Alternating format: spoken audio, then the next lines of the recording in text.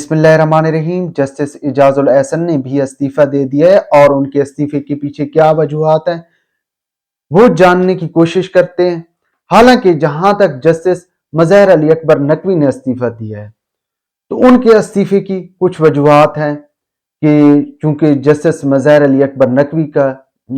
جو اس وقت ریفرنس ہے وہ سپریم جوڈیشل کونسل میں ٹرائل میں ہے اور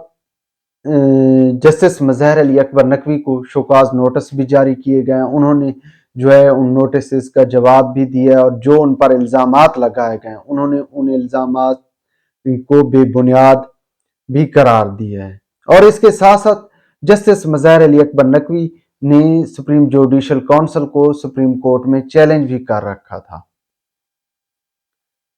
لیکن وہ کل مستعفی ہو گئے ہیں اور یہی خیال کیا جا رہا ہے کہ انہوں نے اپنی مراد بچانے کے لیے جو ہے استعفیٰ دے دیا ہے، لیکن ابھی تک ان کا کیس جو ہے وہ سپریم جوڈیشل کونسل میں موجود ہے۔ لیکن یہ اچانک جسٹس اعجاز الاحسن کو کیا ہو گیا ہے کہ یہ مستعفی ہو گئے ہیں؟ حالانکہ اس حوالے سے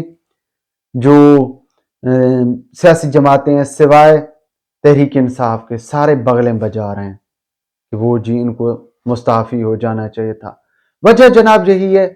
کہ جسٹس اعجاز الاحسن کا جو کردار رہا ہے خاص کر پاناما کے حوالے سے، اس حوالے سے نون لیگ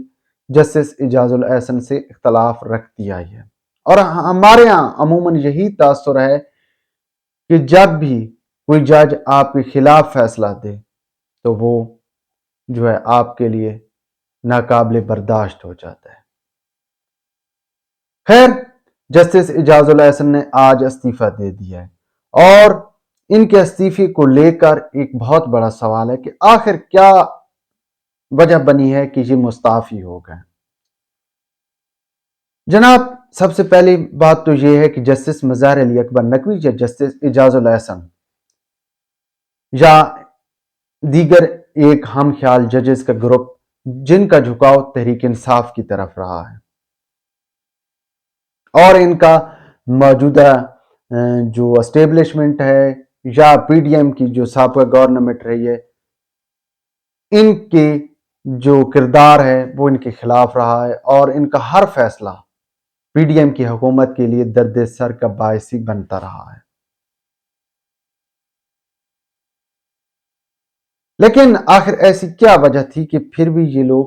جو ہے یہ جسٹس اعجاز الاحسن مستعفی ہو گئے؟ تو اس حوالے سے جناب یہ کیا سرائیاں کی جا رہی ہیں کہ جسٹس اعجاز الاحسن جو ہے ان کے خلاف بھی ریفرنس آنے والا تھا اور انہوں نے اپنے آپ کو بچانے کے لیے، اپنی مراد کو بچانے کے لیے جو ہے وہ مستعفی ہو گئے ہیں۔ لیکن میری ذاتی رائے اس سے بالکل ہی مختلف ہے، ایسا کچھ نہیں ہے، کیونکہ اگر ریفرنس نہ بھی آئے تو بہت سے اور معاملات ہیں کہ جسٹس اعجاز الاحسن کو اگر پھنسانے کا چکر ہوا تو پھنس جائیں گے۔ اصل معاملات کچھ اور ہیں۔ اصل معاملات کی طرف بات کرتے ہیں تو جناب جسٹس اعجاز الاحسن کے جیسا کہ میں نے ابھی کہا ہے کہ ان کا کردار اسٹیبلشمنٹ کے خلاف رہا ہے، جیسا کہ ملٹری کورٹ میں سویلین کے ٹرائل کے خلاف جو ہے انہوں نے فیصلہ دیا تھا۔ خیر، ریویو میں جانے کے بعد سپریم کورٹ نے اپنے فیصلے کو جو ہے وہ کالا دم قرار دے دیا اور ملٹری کورٹ میں سویلین کے ٹرائل کے حق میں فیصلہ دے دیا۔ اس کے ساتھ ساتھ جناب جو اس وقت حالات بن رہے ہیں اور خاص کر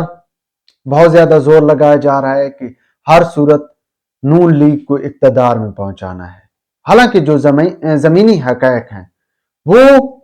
خاصے مختلف ہیں اور صورتحال یہ ہے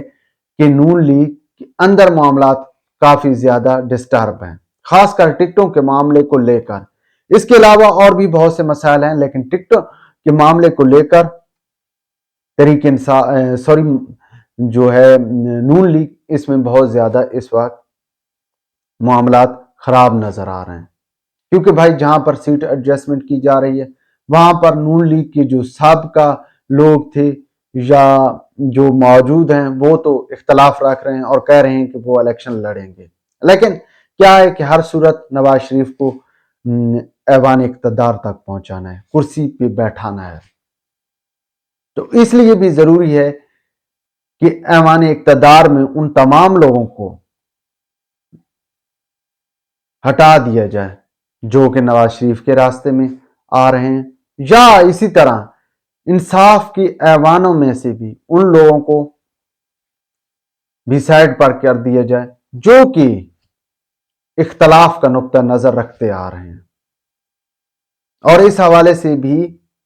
कहीं ना कहीं पर जो है वो प्रेशर था जिसकी वजह से जस्टिस इजाजुल एहसन जो है वो मुस्ताफी हो गए हैं।